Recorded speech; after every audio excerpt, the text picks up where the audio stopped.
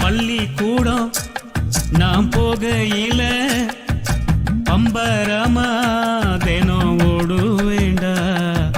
வாத்தியார நாம் பார்க்கையில வணக்கம் சொல்லி நல்லா பாடுவேண்டா. அந்த கால படிப்பை எல்லாம் படிக்கதாண்டா பார்த்த, அந்த கணக்கு பாடம் தெரியாம பரீட்சையில தோத்த.